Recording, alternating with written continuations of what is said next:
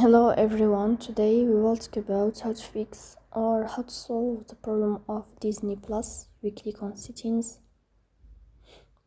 In this page, you will click on apps, default apps, app settings.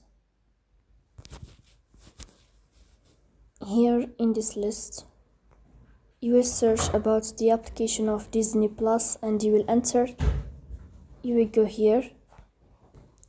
Then in this page, you will click on first stop and you will click OK.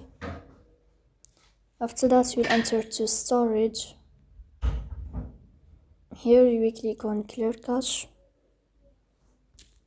Here you will turn off your Wi-Fi and then you will turn on your Wi-Fi again.